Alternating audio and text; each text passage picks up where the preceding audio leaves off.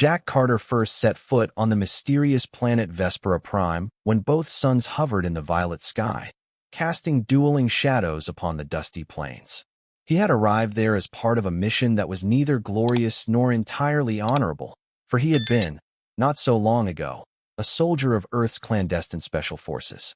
Though the wars of Earth were behind him, his restless spirit led him across the galaxy, seeking new horizons, new allies, and at times, redemption for deeds he preferred to keep in the hidden corridors of his memory. Vespera Prime, with its twin suns and rust-hued deserts, was a world known for mercenaries, traders, and travelers of dubious intent. It lay on the fringes of the Interstellar Federation's domain, its capital city rife with shadows in which criminals and smugglers thrived. The city's name was Zephyra, a place where crooked starship captains gambled fortunes away at night, then soared into space at dawn, ever in search of new profit. With a precarious balance between the lawful and the lawless, Zephyra was a place that tested Jack's moral compass at every turn. He had been in that city for only 2 weeks, working in a rundown hangar as a mechanic, when a rumor reached his ears. An Etherean woman, rumored to be lithe and tall, with eyes like swirling nebulae, had appeared in the marketplace, desperately seeking help. She promised fortunes, or so the rumors said, to anyone who would assist in recovering something stolen from her. Normally, Jack would have dismissed such stories as the idle chatter of bored tradesmen, but there was something in the rumor that pricked at his curiosity. The stolen thing was said to be of living flame and sinew, a creature known throughout the sector as a mythic beast, a dragon, one of the last rumored to exist beyond the stories told by the starfaring bards. Dragons, in the common tales, were fabled to dwell in hidden corners of certain alien worlds, far from the usual shipping routes, appearing only in ancient Etherean legends that travelers recounted in hushed voices. Yet, if the rumor was true, this was not just a legend. A living dragon was real, and it was stolen. The notion fired Jack's imagination.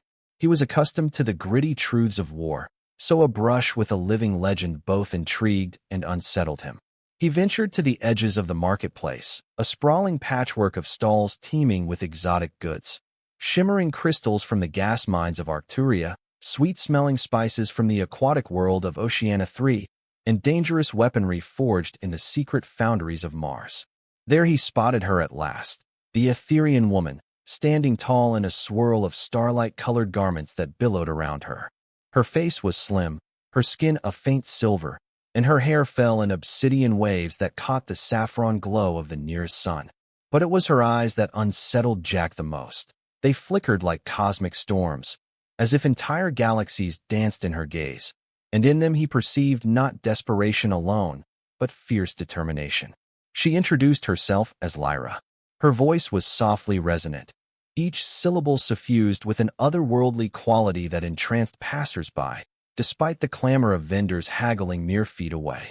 Jack, who was seldom moved by such fleeting impressions, found himself strangely compelled by her presence. He did not profess to believe in fate, but he sensed that destiny had led him to this moment. Her story spilled out in halting phrases, punctuated by sorrow. She had come from a distant region called the Etherean Reaches, a cluster of worlds famed for their advanced knowledge in biotechnology and telepathic arts. She had discovered that her bonded dragon, Nyx, was taken by a group known as the Crimson Syndicate, a notorious band of interstellar smugglers and traffickers, whose cruelty was legendary across the galaxy. Nyx was not merely a pet or a piece of contraband. She was tied to Lyra's very soul through an ancient bond, meaning that each breath the dragon took resonated in Lyra's own being. The theft was akin to having one's heart wrenched away. Lyra knew that time was short. The Crimson Syndicate intended to auction Nyx to the highest bidder among the unscrupulous warlords who prowled the frontier. A dragon of Nyx's lineage could fetch an astronomical price, for the beast was rumored to secrete a substance known as celestial fire, a potent energy source that could power entire armadas, or so the legends claimed. If the syndicate succeeded in selling her, Lyra would lose her chance to save her beloved companion, and the galaxy would gain yet another weapon of unfathomable might in the hands of tyrants. Jack listened intently, every fiber of his being resonating with a sense of duty he thought long dormant. He recalled, with painful clarity, How many times he had witnessed the strong dominating the weak, and how many times his orders had compelled him to stand by. Now, free from the chains of Earth's militancy, he resolved that he would not stand by again. So he found himself speaking words that would alter his path forever. "I'll help you, if I can," he said quietly, eyes meeting Lyra's with unwavering calm. Thus was formed their unlikely partnership. She was an alien woman, whose countenance shone with a faint silvery glow, driven by love and desperation. He was a weary soldier, bearing invisible scars of war, longing, perhaps in some unspoken way, for a cause worth fighting for once more. The mission: infiltrate the murky layers of Zephyr's underworld, locate the Crimson Syndicate's base of operations, and rescue Nyx. The stakes could not have been higher, for the Crimson Syndicate was said to number hundreds of deadly enforcers, all armed with the galaxy's most lethal technology. Yet Jack remained undeterred. With a sense of purpose rekindled in his heart, he set out alongside Lyra to gather information, question informants, and plan for the impossible. And so, beneath the purple sky of Vespera Prime, with the twin suns shining upon them, began a quest that would lead them across the far reaches of space, into the depths of corruption, and perhaps, if fortune favored them, into a destiny neither had dreamed possible. For in that moment, though they came from different worlds, their futures were bound together like threads in the cosmic tapestry, woven into a single strand of hope and defiance. They soon discovered that the Crimson Syndicate's reach was longer than even the most paranoid denizens of Zephyr suspected. Rumor had it that the Syndicate's leader was a being named Corvus Rex, whose origins remained shrouded in contradiction. Some claimed Corvus was a disavowed Imperial admiral from the edge of the galaxy, a traitor who sold warships to raiders for a tidy profit. Others insisted that Corvus was not a single person at all, but rather a council of shadowy figures, each wearing the same crimson cloak, each speaking with a single voice. In any case, the Syndicate's reign of terror had lasted for decades, leaving entire colonies drained of resources and hope. It thrived on the black market sale of weapons, exotic creatures, and even kidnapped beings from lesser protected worlds. To learn more, Jack and Lyra visited the Underport, a labyrinthine sprawl of corridors and cargo holds built beneath Zephyr's main spaceport. The Underport harbored mercenaries of every species, from sharp-clawed Fenrisians to cunning Trillonians with their chitinous armor. By day, the upper levels were a respectable hub for legitimate commerce, but by night, the Underport's lower decks sang with the clamor of shady deals. Dim lights flickered across walls riddled with graffiti, as steam hissed from ancient pipes, and the stench of unwashed bodies mingled with the acrid tang of engine fumes. In the heart of this metal maze, Jack spotted a man he once knew, an arms dealer named Garrick Kane. Garrick was a short, wiry fellow with a mechanical eye that glowed a faint emerald hue. His reputation for trafficking dangerous technology was almost as large as the bounty on his head in certain star systems. If anyone knew the Syndicate's whereabouts, it would be Garrick. Yet, Garrick was no friend to Jack. Their last meeting, years ago, had ended with Garrick's hideout stormed by Earth's special forces and Garrick narrowly escaping with nothing more than his life. Nevertheless, desperation outweighed caution. Jack confronted Garrick in a dimly lit chamber once used as a machine shop. Sparks flew from a half-assembled hoverbike in the corner. Garrick sat perched on a metal crate, entertaining a group of unsavory characters. The air froze with tension the moment Jack stepped forward, trailed by the silent, resolute form of Lyra. "This is unexpected," Garrick said, leaning back casually. His mechanical eye whirred, focusing on Jack's features. "I recall you being taller, Carter. Or perhaps my memory's just a bit fuzzy from the last time you had me cornered." Jack made no motion to reach for his weapon. He spoke with a low, level voice. "We need information. You've always been a man of connections. Tell us about the Crimson Syndicate, where they do their dirty work, and where they might keep a captive dragon." Garrick let out a harsh laugh. "A dragon, you say? You're chasing ghosts. Everyone knows dragons are extinct. We're too well hidden to bother with. If you're looking for tall tales, you've come to the wrong place." Lyra stepped forward, her haunting eyes flashing with an almost tangible force. The lights in the chamber flickered as though responding to some subtle shift in the atmosphere. "It is no tale," she said softly, the melodic resonance of her voice slicing through the tension like a blade of crystal. Nyx is real. She is mine, and she has been taken. Something in the timbre of her voice, combined perhaps with Jack's unwavering gaze, gave Garrick pause. With a resigned shrug, he dismissed the group around him with a subtle gesture. Once they were alone, he spoke again, his tone subdued. I heard whispers.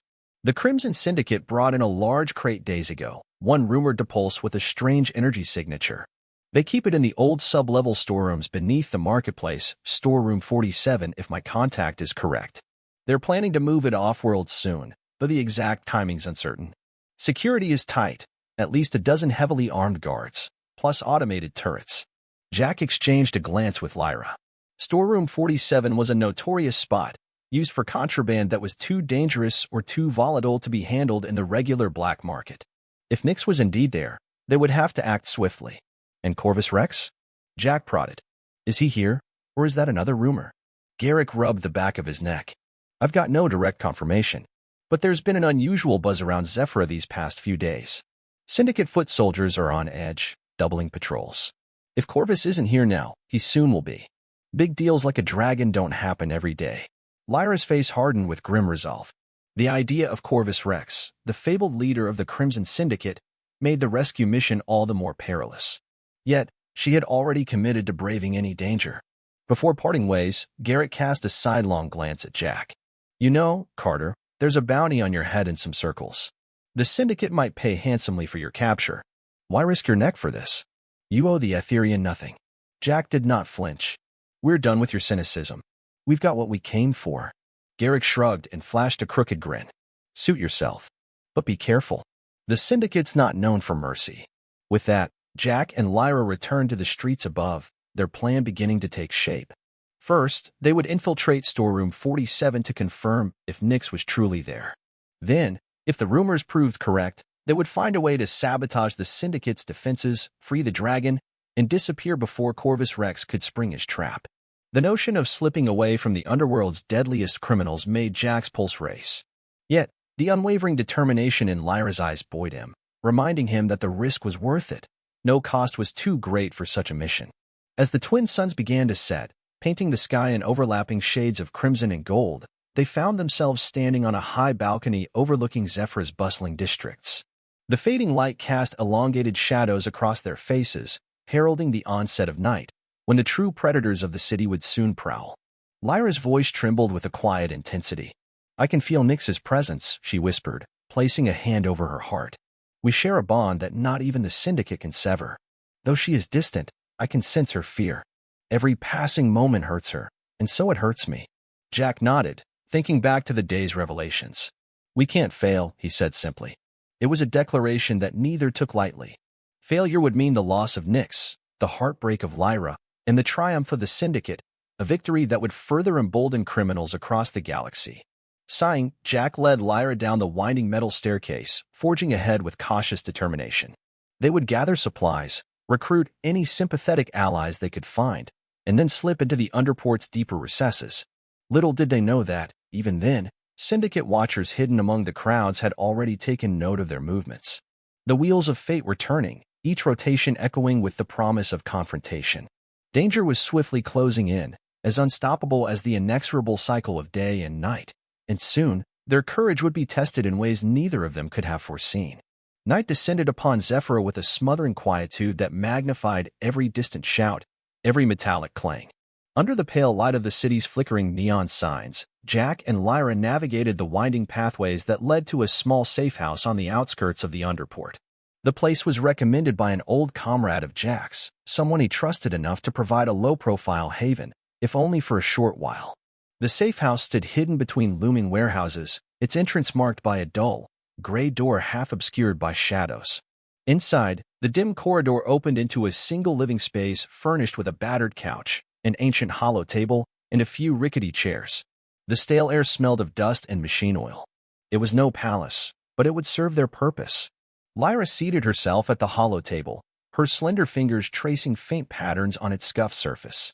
Jack rummaged through a storage locker, retrieving rations, medical supplies, and a few old but reliable energy pistols. We'll need these, he said, placing the weapons gingerly on the table. The Syndicate's guards won't hesitate to shoot first. Lyra eyed the pistols with a mixture of curiosity and distaste.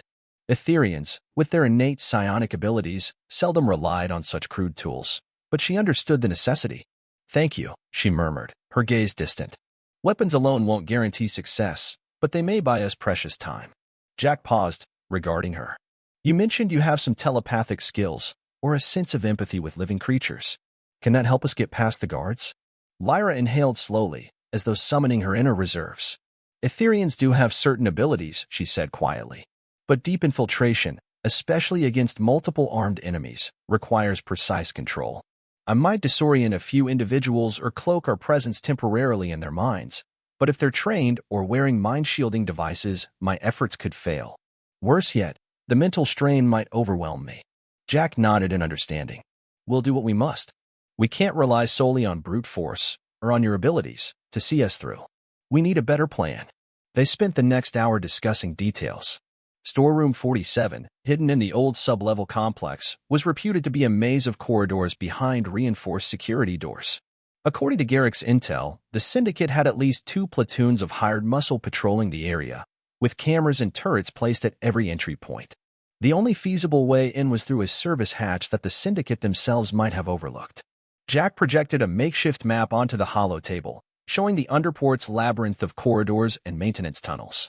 "This passage here," he indicated, tracing a route with his finger, "goes through the old sewage processing section. It's been shut down for years, so it might be unguarded. It leads around to the southwestern wall of Storeroom 47. Lyra studied the map closely, her luminous eyes reflecting the holographic lines. "If we can quietly disable the security sensors there, we might gain access undetected." "Right. We'll need an electronic scrambler," Jack replied.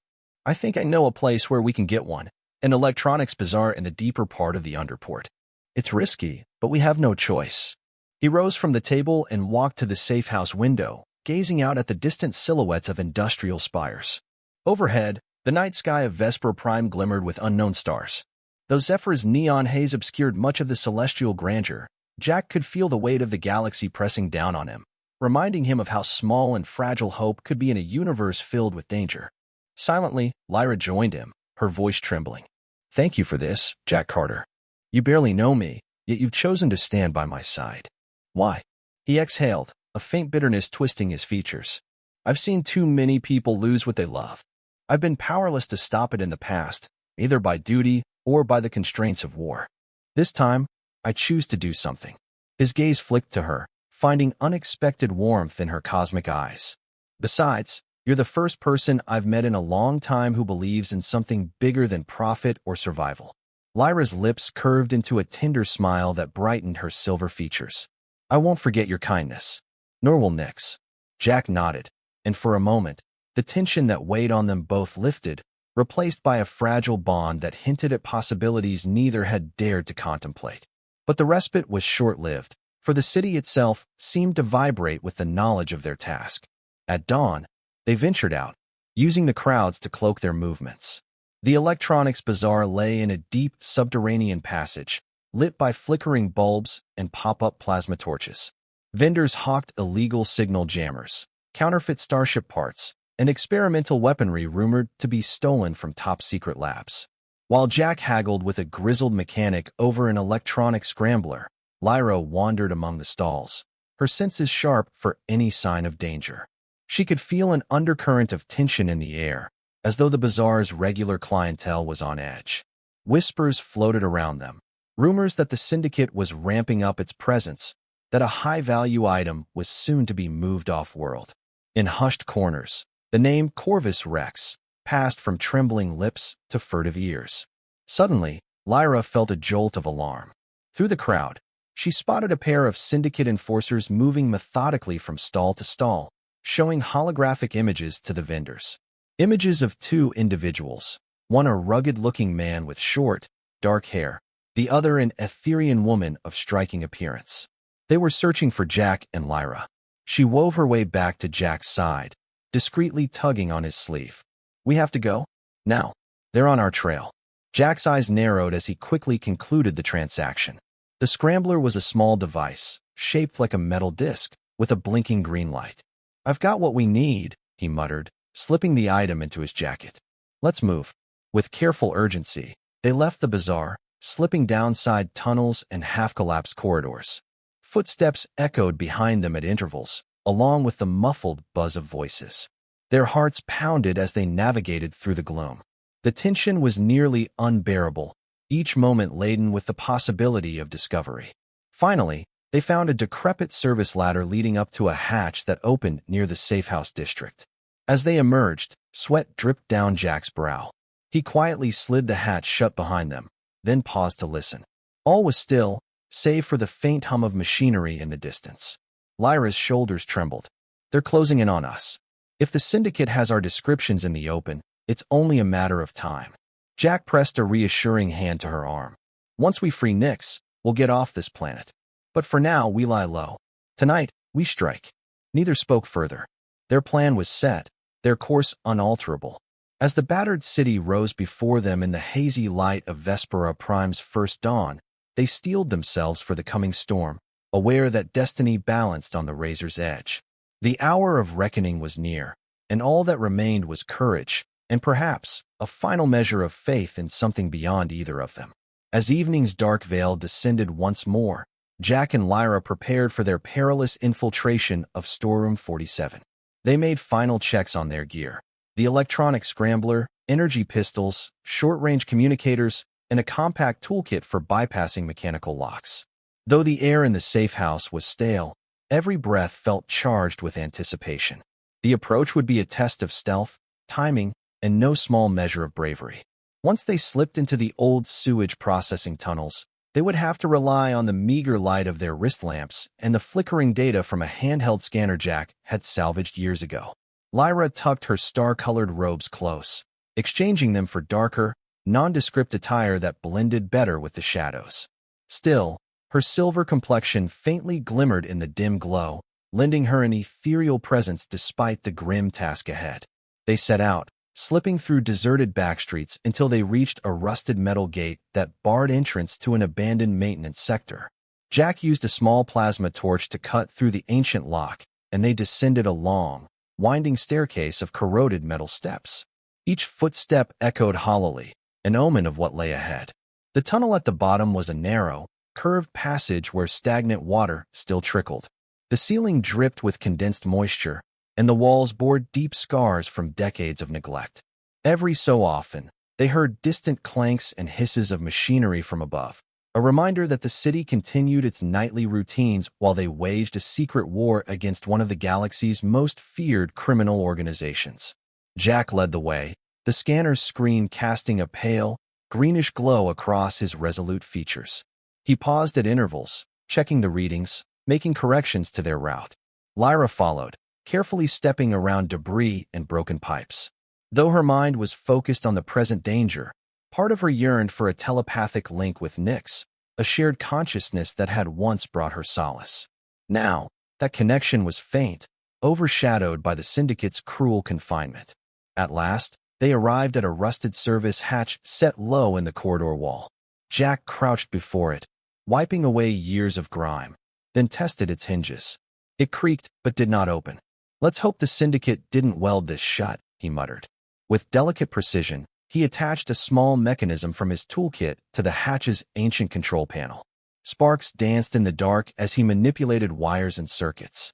Minutes stretched as the device worked to bypass the lock. Finally, with a sharp click, the hatch gave way, revealing a cramped crawl space beyond. Lyra's heart pounded as she maneuvered inside, with Jack close behind. The space was tight, forcing them to inch forward in near-claustrophobic darkness. After what felt like an eternity, they emerged into a dimly lit corridor. Flickering overhead lights illuminated battered walls bearing the Syndicate's crimson insignia, a stylized winged serpent. The corridor was silent, save for the dull hum of distant machinery. They knew they were close now. Jack motioned for silence, raising a hand. He pointed down the hall, where a heavy door with reinforced plating stood ominously. A pair of automated turrets perched overhead, their sensor arrays scanning rhythmically. "That must be the entrance to Storeroom 47, he whispered. Lyra nodded, swallowing hard. She felt Nyx's presence more acutely here, a subtle sense of distress that pulsed in the back of her mind, like a wounded heartbeat. Summoning her courage, she set to work placing the electronic scrambler near a junction box beside the door. Jack tapped a few commands on the device, causing its lights to blink in a rapid sequence. For a moment, nothing happened. Then, a faint pop echoed in the corridor, and the turrets abruptly jerked offline, their sensor arrays growing still. "We're in business," Jack muttered. "But this won't last forever." Moving quickly, they approached the reinforced door. A control panel to one side glowed with hateful red letters, indicating multiple layers of security. Jack produced a codebreaker module, a compact device that Garrett Kane's contacts had once developed. Attaching it to the panel, he initiated a forced override. Sparks again flew, and the door hissed in protest, but began to slide open slowly. Inside, the air was cool and charged with an oppressive tension. The storeroom was cavernous, its high ceiling crisscrossed by metal beams that cast looming shadows. Dozens of stacked crates lined the walls, all emblazoned with syndicate markings. Narrow walkways divided the chamber into sections, and overhead lights buzzed with intermittent flickers. At the far end of the chamber, partially concealed behind towering crates, stood a massive containment cell made of dark alloy bars and energy shielding. Guards patrolled this enclosure. Jack counted at least 8, each armed with advanced pulse rifles. Within the cell, a bulky silhouette writhed sluggishly against its confines. Even from a distance, Jack sensed the creature's raw power. Lyra's breath caught in her throat, her silver skin seeming to glow with heightened intensity. "Nyx," she mouthed, tears welling in her eyes. The shape behind the energy bars stirred. Scales of deep obsidian glinted under the fluorescent lights, and powerful wings flexed despite the restraints that bound them. The dragon was large enough to eclipse a small shuttle, its serpentine neck arched in visible distress. A ridge of bioluminescent patterns along its spine flickered weakly. The bond between Lyra and Nyx, though muted by captivity, began to resonate more strongly as they drew nearer. They crouched behind a crate, scanning the guards. Lyra closed her eyes, attempting to extend her telepathic influence. Jack watched her face contort in concentration, as if wrestling with invisible forces. A moment later, one of the guards stiffened, his eyes fluttering as though in a trance. Another guard nudged him in confusion. "Hey, snap out of it." Lyra opened her eyes, panting lightly. "I can distract a couple of them, but not all," she whispered. "I need more time, and my strength is limited." Jack's mind raced. They had surprise on their side, but only momentarily. "We'll do this in 2 stages," he said. "First, we reduce their numbers quietly. Then we disable the energy shields. Once Nyx is free, we'll cover her escape." Lyra's heart thundered in her chest. She touched Jack's arm gently. "These men know not what they do," she murmured. "They see only profit, not the cruelty of their actions." Jack glanced at her, his expression somber. "If we can avoid killing them, we will. But we can't risk Nyx. We've come too far." With that silent understanding, they launched their covert assault. Jack crept along the row of crates, using the shadows to his advantage. The first guard he encountered had wandered a few steps away from his partner. Jack struck swiftly, a quick blow to the back of the guard's head with the butt of his pistol, then dragged him behind the crate. The second guard, noticing nothing, moved along. At the same time, Lyra focused her mind on 2 more guards who stood near the energy shields. She projected a subtle wave of confusion, making them see flickers of movement in the far corner. They turned away from their post, rifles raised in apprehension. Swiftly, Jack pounced, using precision strikes to knock them out before they could fire. Though their initial maneuver succeeded, there were still 5 guards left, and the risk of discovery loomed ever larger. One guard, stationed at a security console on an elevated platform, spotted the commotion on a nearby feed. "Intruders," he shouted, slamming his hand on an alarm switch. A piercing siren echoed through the chamber as red lights flashed. Jack cursed under his breath. Their window of stealth had closed. Now, they had to act quickly. While Lyra took cover, Jack snapped off a few shots with his energy pistol, forcing the guards to scramble behind crates for cover. Bolts of green energy whizzed through the air, creating sparks where they struck metal. Lyra, in turn, mustered all her strength to telepathically disorient the shooters. For a crucial instant, one guard's vision blurred, and the other faltered as if hearing an otherworldly scream. Jack seized the opening, firing 2 well-placed shots that forced them to retreat. Reaching the console, he ripped open a panel of wires, unceremoniously jamming the codebreaker module inside. Sparks danced wildly. Through half-lidded eyes, he watched the energy barrier around Nick's flicker, then crackle. A roar shook the chamber as the dragon sensed its impending freedom. Suddenly, the console erupted in a spray of sparks. The barrier disappeared. Nyx lunged with a fierce cry, snapping the metallic restraints that bound her wings with surprising ease, as though fueled by renewed vigor. Her colossal form spilled forth from the cage, scales gleaming with an almost cosmic radiance. The guards opened fire in panic, but the dragon unleashed a thunderous roar that rattled the very foundations of the storeroom. Jets of shimmering flame erupted from her jaws, celestial fire, the fabled substance that defied conventional physics. The pulses of dragon fire scattered the guards, leaving them either unconscious or scrambling to evade further blasts. Amid the swirling smoke and chaos, Jack rushed to Lyra's side.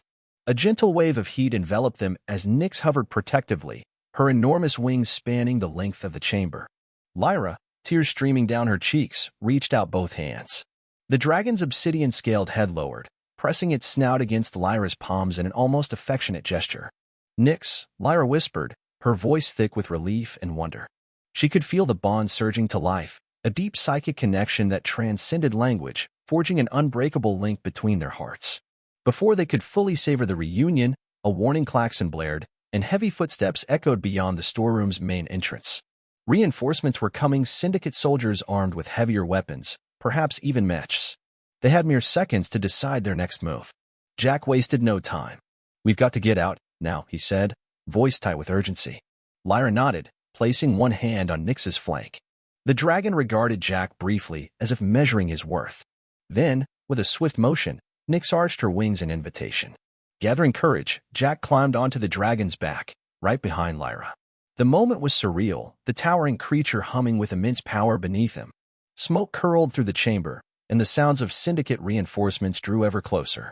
With a single, mighty leap, Nyx propelled them upward, smashing through the high ceiling with her claws, sending debris raining down on the storeroom below. The night air of Vespera Prime greeted them, cool and vast, as the dragon emerged amidst swirling dust. Alarms rang across Zephyr's skyline, and searchlights scoured the darkness. But Nyx soared with untamed ferocity, her wings cutting through the air with rhythmic majesty. Jack clung to her scales, heart pounding, while Lyra guided the dragon's ascent telepathically. Together, they vanished into the starlit horizon, leaving behind the shattered remnants of the Syndicate's prized prison. Little did they know that even then, dark eyes tracked their escape, and a malevolent presence stirred in the corners of the underworld. Corvus Rex would not let this insult pass. A new chapter of pursuit and conflict had begun, one that would test the bonds of loyalty and love, forging a path that neither Jack nor Lyra could have foreseen. And yet, in that fleeting moment of triumphant freedom, they tasted a joy so pure that it transcended all fear, lighting their spirits with the promise of hope. They fled into the wilderness beyond Zephyrah, guided by instinct and necessity. The twin suns rose high over Vespera Prime's crimson deserts and jagged mountain ranges, casting harsh shadows on the rocky terrain. Jack felt every muscle protest from the dragon's unpredictable flight, but he dared not complain, for he knew that time was precious and danger was close behind. Upon landing in a remote canyon, Nyx folded her wings with a regal elegance and collapsed onto the dusty ground, exhaling a low rumble of exhaustion.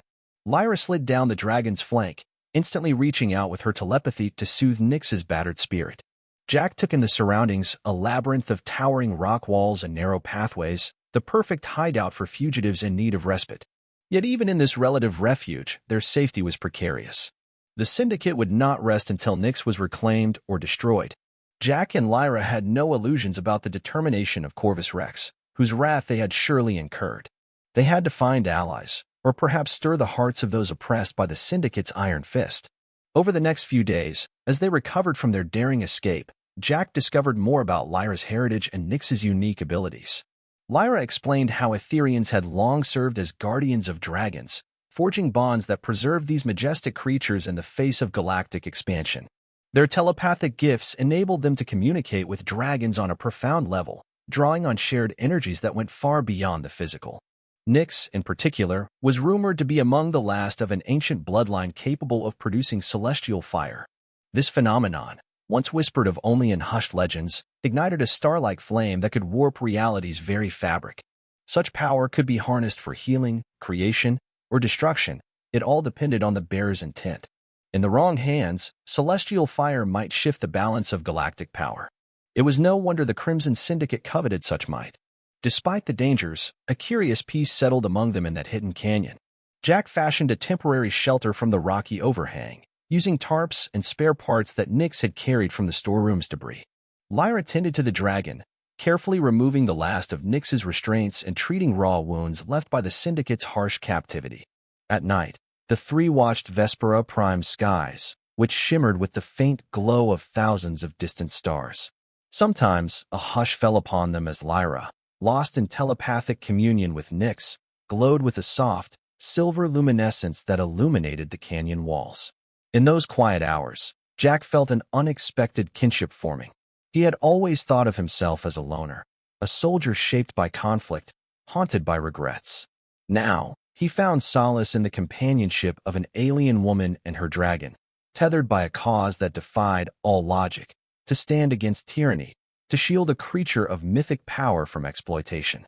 With each passing day, Jack realized he was no longer driven by mere duty or guilt. He was driven by love, not only for Lyra, whose courage and compassion shone like a beacon in his darkness, but also for Nyx, a being that embodied the wonder and mystery of the cosmos itself. But fate, as it often does, had other designs. After a week of relative calm, the quiet was shattered by the distant roar of engines.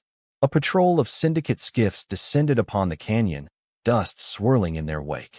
Their scanners must have picked up traces of Nyx's draconic signature, or perhaps Corvus Rex had placed trackers on any routes leading from Zephyra. Alarms blared as the Syndicate enforcers spotted the makeshift camp. Jack sprung into action, barking out instructions to Lyra. "Get Nyx in the air. Head for the ridgeline. We'll try to lose them among the peaks." Still weak from her ordeal, Nyx rose with a determined snarl, the ground shaking beneath her powerful limbs. Lyra mounted first, her hair whipped by sudden gusts from the dragon's wings. Jack was about to join them when laser fire cut across the canyon floor, peppering the ground with exploding debris. One of the skiffs had singled him out, its gunner zeroing in with lethal accuracy. Nyx roared, unleashing a burst of celestial fire that scorched the air. The flames danced with a brilliance that defied standard physics, warping light into shimmering patterns. The attacking skiff veered wildly, its pilot disoriented by the display of raw draconic power.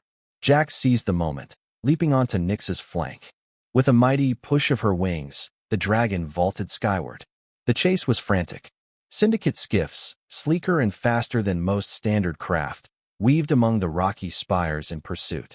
Bolts of red and green plasma lanced through the air. Nyx spun and dodged with a grace that belied her size, but the strain was evident. Wounded wings and battered muscles threatened to fail. Realizing they couldn't outrun the skiffs indefinitely, Jack scanned the terrain, spotting a series of narrow gorges that split the mountains like veins. "Lyra, head for that ravine," he shouted, pointing. "We can force them into a bottleneck." Nyx dove, skimming dangerously close to jagged rocks, her enormous wings folding just enough to slip between the canyon walls. The skiffs followed, but their bulk made maneuvering treacherous. One clipped the canyon wall in a shower of sparks, careening out of control. A second was forced to slow drastically to avoid a fatal collision. Yet, three remained, relentlessly firing. Lyra concentrated, attempting to project illusions to throw them off, but the mental strain of controlling illusions at high speed exhausted her. Jack took aim with his energy pistol, an almost futile gesture at such distances. He managed to damage one skiff's wing, sending it spiraling into a rocky outcrop. Two remained. They pressed in, coordinating their attacks. Plasma blasts raked along Nyx's flank, eliciting a roar of pain.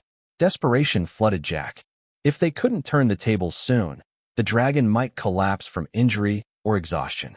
Summoning all his courage, he unfastened a small explosive charge from his belt. It was a relic of his days in special forces, powerful enough to breach starship hulls. Nyx surged upward, climbing toward the canyon's rim. The moment they cleared the rocky spires, the skiffs fanned out, seeking a kill shot. Jack squinted against the glare of the twin suns, then hurled the explosive in the path of the nearest skiff. A direct hit was impossible at such speeds, but a near miss would suffice. The charge detonated in midair, unleashing a fierce shockwave that ripped the skiff's engines and sent it spinning out of control. Down to one. The final skiff was a heavier model, bristling with cannons. Its pilot, perhaps more skilled, circled around, attempting to drive Nyx into a corner above a deep gorge. Realizing retreat was impossible, Jack steadied his pistol. Lyra closed her eyes, calling upon the last reserves of her psionic power. Together, in perfect synchronicity, they unleashed their final blow. Jack's precision shot destabilizing the skiff's thrusters, while Lyra bent the pilot's senses. Disoriented, the skiff wobbled, lost altitude, and crashed into the gorge with a deafening impact. Silence. Only the echo of the crash reverberated against the canyon walls, accompanied by the sound of Nyx's labored breathing. Jack felt his own heart hammering in his chest, relief mingled with sorrow for the relentless violence that seemed to dog their every step. Lyra brushed a trembling hand against Nyx's scales, quietly offering comfort. The dragon responded with a weary rumble, grateful for the respite. They rested again in another secluded alcove further up the mountains, cleaning wounds and mourning the fragile nature of their brief peace. Jack's mind churned with possibilities. They couldn't keep running forever. The Syndicate's resources were vast, and Corvus Rex would never abandon his pursuit. If they were to survive, they needed more than a hiding place. They needed a strategy that would eliminate the threat at its source. Lyra, her face pale but resolute, voiced what both had silently realized. We must confront the Syndicate head-on. Corvus Rex's network spans the galaxy, but if we strike at the heart, if we rouse allies to our cause, we may stand a chance. Nyx is free now, but so many others remain enslaved or threatened. Jack exhaled, feeling the weight of her words. It won't be easy. The Syndicate owns half the underworld. But maybe, with the right allies, fighters, smugglers wronged by Corvus, and even rebellious colonists, we can cripple their operations. Nyx let out a low growl, a flicker of celestial fire dancing along the ridges of her scales. Despite her injuries, her spirit shone undiminished. Jack placed a hand on one of the dragon's massive talons. We'll need to be bold. Find a place to gather resources, unify those with grievances against the Syndicate, then strike where it hurts most. Lyra gazed at him, determination and affection entwined in her cosmic eyes. Then let us do just that. For too long, criminals like Corvus have profited from fear and suffering. But not anymore. With Nyx's help, we can inspire hope. We can show others that oppression has a price. Thus, under the blazing gaze of Vespera Prime's twin sons, Jack, Lyra, and Nyx resolved to spark a rebellion. Not a rebellion of grand armies or fleets, but of everyday folk who had been wronged, overshadowed, and ground down by the Syndicate's cruelty. They would become a flame in the darkness, fueled by the fierce resolve of a warrior, the boundless compassion of an Etherean guardian, and the unmatched power of a dragon's celestial fire. Together, they took flight once more, heading toward the next horizon. Their destination was uncertain, their journey fraught with peril, but hope burned in their hearts like a guiding star. Though Corvus Rex's vengeance loomed, the promise of freedom, and perhaps even love, shone brighter still. In that solemn but exhilarating moment, they embraced the uncertainty, knowing that destiny, whatever it might bring, was theirs to forge. Months passed, and the seed of rebellion took root. Through covert transmissions and whispered conversations in dingy cantinas, Jack and Lyra rallied allies who had known the Syndicate's cruelty. Miners forced into labor on distant moons, traders extorted at every port, and outcasts who had lost their homes to Corvus Rex's appetite for power. They assembled on a hidden moon beyond the Federation's usual patrols, a barren rock that provided a clandestine gathering place for the disenchanted and the brave. By the dim light of battered hollow projectors, they formulated plans to strike at the Syndicate's core holdings, key outposts, resource depots, and data centers that fueled its criminal empire. Their numbers were small but fiercely determined, an eclectic mix of humans, Etherians, and countless other species who yearned for liberation. At the heart of this alliance stood Nyx, the sight of her majesty inspiring awe and igniting the embers of hope. Her presence alone convinced many that this rebellion was more than a fool's errand. It was destiny in motion. Yet Corvus Rex was no idle foe. Reports trickled in of heavily armed fleets bearing the crimson insignia, scouring the sector for any sign of the dragon. Entire towns were locked down, informants interrogated under brutal conditions. There were skirmishes at the fringes, brief but fierce battles in asteroid belts and remote starports.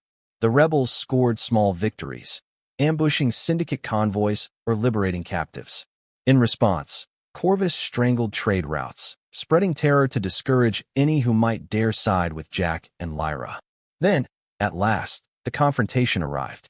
A coded message from a double agent within the syndicate revealed that Corvus Rex himself would be traveling to a colossal fortress hidden in the hollowed core of a nearby planetoid. A fortress rumored to store stolen artifacts, contraband, and the syndicate's most important data. If the rebels could breach that stronghold and capture Corvus Rex, the syndicate might crumble. The plan was perilous but clear. Armed with whatever ships, weapons, and courage they could muster, the rebels coordinated a multi-pronged assault. Jack took command of a battered corvette outfitted with improvised cannons and a single missile rack. Lyra and Nyx, the focal point of the strike, would spearhead the aerial onslaught, drawing fire from the fortress's defense turrets.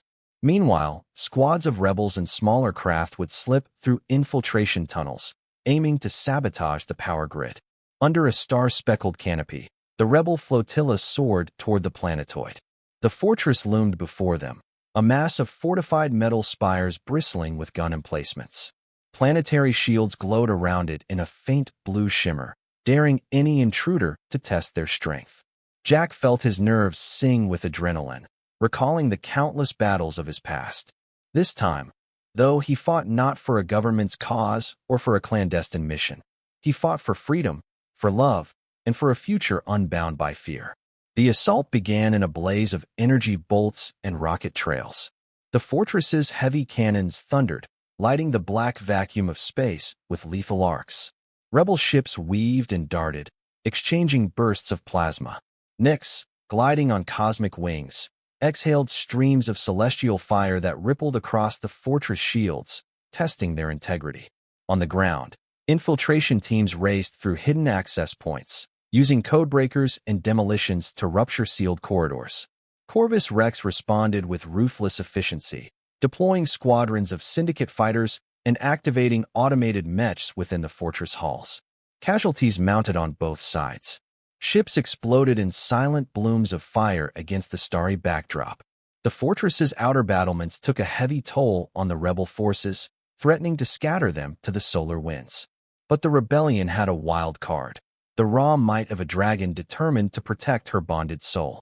With Lyra astride her back, Nyx launched a final barrage of celestial fire, focusing all her fury on a crucial node in the fortress shield generators. The shimmering barrier crackled and then collapsed in a cascade of sparks, exposing the fortress to direct fire. Now, Jack roared through the comm system, guiding his corvette in a daring run. Rebel ships poured heavy lasers into the fortress's turret emplacements, silencing them one by one. Nyx dove toward the main spire, unleashing a torrent of draconic flame that tore open a gaping fissure in the fortress wall. Through the breach, the infiltration teams stormed inside. Amid the chaos, Corvus Rex himself emerged in the central chamber, flanked by elite syndicate guards. A tall, menacing figure draped in a crimson cloak, he raised a gauntlet hand to unleash a barrage of dark energy from an experimental weapon, some twisted fusion of technology and psionic power. Jack, leading a squad of rebels, dove behind cover as arcs of black lightning raked the chamber. "Fools," Corvus spat, his voice echoing with mechanical amplification. "You challenge the syndicate? We rule the shadows, and soon we will rule the light. Your dragon will be ours again." Lyra stepped forward, eyes blazing with defiance. "Never. Nyx was never yours to claim." She pressed her palms together, channeling her telepathic might. Across the chamber, Nyx reared, roaring loud enough to shake the fortress's foundations. The celestial fire flickered around her jaws, a threat and a promise of retribution. Corvus's guards opened fire, raining plasma bolts and slug rounds in the rebels' direction. But the infiltration squads fired back, pinning them down in a storm of return fire. Explosions rocked the chamber, tearing apart the metal floor. Summoning every ounce of skill from his special forces training, Jack rushed across the open space, rolling under a barrage of enemy fire. He tossed a stun grenade at Corvus's feet. A brilliant flash disoriented the crimson-clad figure, causing him to stagger. With no time to waste, Jack tackled Corvus, wrestling with him in a desperate struggle. The warlord was unnaturally strong, aided by the mechanized gauntlet that crackled with psionic energy. Their conflict became a blur of fists, sparks, and gritted teeth. Then, as Corvus prepared to unleash another bolt of dark energy, Lyra intervened. She let out a cry, hurling a mental spike that disrupted his concentration. Corvus screamed, clutching at his temple. In that instant of weakness, Jack tore away the gauntlet, casting it aside. Corvus reeled, his power neutralized. He roared in fury and lunged, only to be met by Nyx's immense tail, which swatted him into a row of shattered machinery. With a final snarl, Corvus collapsed, his breath ragged. The remainder of his guards, seeing their leader subdued, either fled or surrendered. As the fortress's defenses crumbled, rebel ships flooded the perimeter. Cheering voices echoed through the comm channels. Corvus Rex was defeated, and the Crimson Syndicate was leaderless. Their reign of terror, though not vanquished in every corner of the galaxy, was dealt a mortal blow that would not soon heal. In the aftermath, the rebels dismantled the fortress, freeing prisoners and seizing evidence of Syndicate corruption. The galaxy took notice. Planets once terrified by the Syndicate's power found renewed strength, refusing to cower under criminal oppression. The Interstellar Federation, long compromised by fear and bribes, saw a resurgence of honest officials determined to rebuild alliances and restore order. Throughout it all, the legend of the dragon Nyx, her fiery breath forging hope, and her bonded Etherean guardian Lyra spread like starlight among the cosmic seas. And Jack Carter, once a solitary soldier, found himself at the center of a new era of cooperation and compassion. With Lyra at his side, he helped broker truces among rival factions, supporting the fragile unity that had sprung from the ashes of war. Nyx soared overhead, a vigilant sentinel against the return of tyranny. Together, they visited worlds in need, delivering supplies, mediating disputes, and demonstrating that the days of unchecked criminal rule were numbered. No small measure of their triumph rested in the kinship that had formed under duress, an unwavering bond tested by fire and heartbreak, yet enduring with a warmth that transcended differences of species or origin.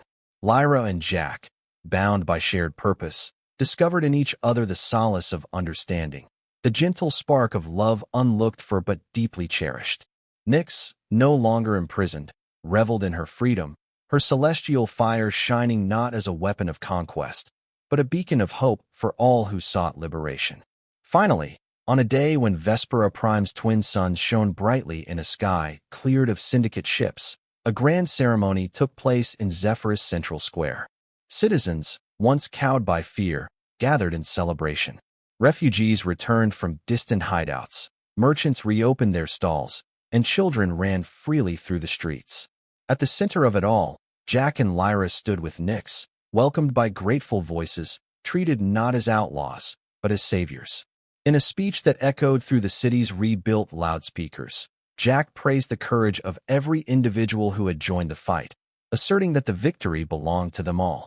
Lyra, shimmering in her silvery grace, spoke of unity and compassion, of forging bonds that neither distance nor cruelty could sever. Nyx, with a majestic roar, spread her wings across the sky, leaving spirals of luminescent flame that rippled like auroras in the daylight. And so their story reached a tender conclusion, not the end of adventure, for the galaxy remained vast and fraught with perils, but a promise of new beginnings.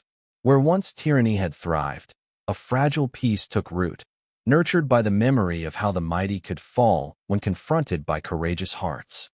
Jack Carter, Lyra of the Ethereans, and Nyx, the dragon of legend, had proven that even in the darkest corners of the universe, hope could blaze as bright as celestial fire. Free at last, they soared together toward a horizon lit by the embers of a brighter future, carrying the promise of their bond into the ever-expanding tapestry of the cosmos, eternally bound by love, forged in battle, and guided by the unyielding light of hope.